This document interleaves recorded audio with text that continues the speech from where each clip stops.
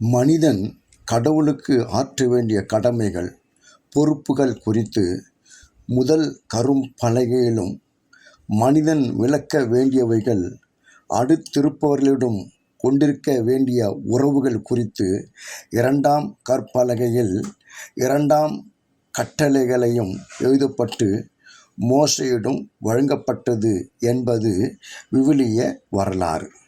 இந்த இரண்டு கட்டளைகளிலும் எல்லா திருச்சட்டமும் இறை வாக்குகளும் அடங்கி இருக்கிறது. கடவுளிடம் அன்பு கூறுகிறவர்கள் அவருக்கு கீழ்ப்படிவார்கள். அடுத்து இருப்பவர்களிடம் நெய்பர் அன்பு கூறுகிறவர்கள் கடவுளிடம் அன்பு கூறுகிறவர்கள். இவ்வாறு அடுத்து இருப்பவர்களிடம் அன்பு கூறுவது என்பது கடவுளிடம் அன்பு கூறுவதின் வளர்ச்சியாக, outgrowth of love for God பார்க்கப்படுகிறது.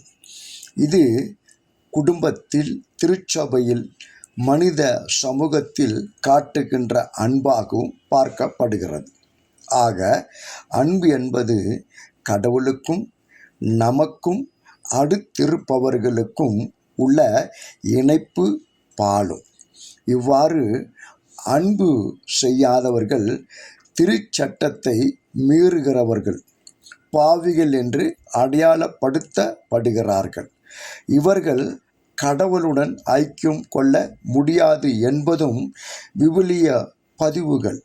அப்படியானால் நம் இறை தந்தையுடன் ஐக்கியம் கொள்வதற்கான ஒரே வழி அவரது கட்டளைகளுக்கு கீழ்ப்படிவது மட்டும்தானே. இவ்வாறு அன்பு ஒன்றே தொடக்கம் முதல் இறுதி வரை விவிலியம் கூறும் செய்தி. வாழ்வு என்பது அன்பிலே அடங்கி இருக்கிறது.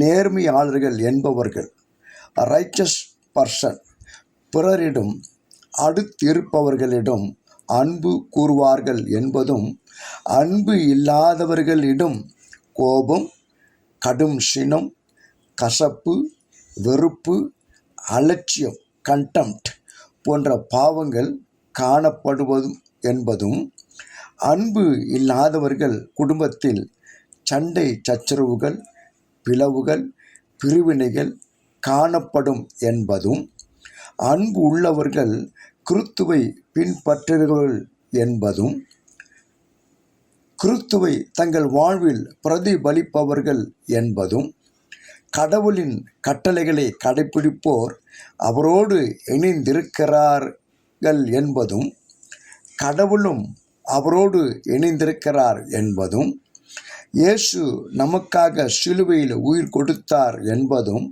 விவிலிய வரலாறு.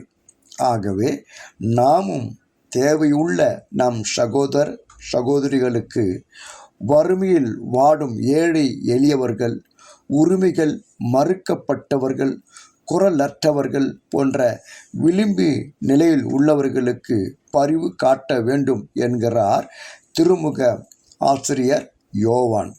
அதாவது நமது சொல்லிலும் பேச்சிலும் அல்ல, செயலில் உண்மையான அன்பை விளங்க செய்ய வேண்டும் என்கிறார். 1 யோவான் 3ஆம் அதிகாரம் 17, 18 ஆகிய வசனங்கள். நாம் ஒருவர் மற்றவரிடம், அடுத்திருப்பவர்களிடம் அன்பு செலுத்த வேண்டும் என்பதே மிகப்பெரிய கட்டளையாக, கிரேட்டஸ்ட் கமாண்ட்மெண்ட் இருக்கிறது. யோவான் 3ஆம் அதிகாரம் 11ஆம் வசனம். காயினிடத்தில் அன்பு இல்லாததால் தன் சகோதரன் ஆபேலை வெறுத்தான், கொலை செய்தான், அன்புக்கு எதிராக பாவம் செய்தான். சின் அகைன்ஸ்ட் லவ். ஆக கடவுளிடத்திலும் பிறரிடத்திலும் அடுத்திருப்பவர்களிடத்திலும் அன்பு கூறாதவர்கள் தீயவனை சார்ந்தவர்கள் என்பதும் காயின் ஆபேல் நிகழ்வு மூலம் அறிந்து கொள்ள முடிகிறது.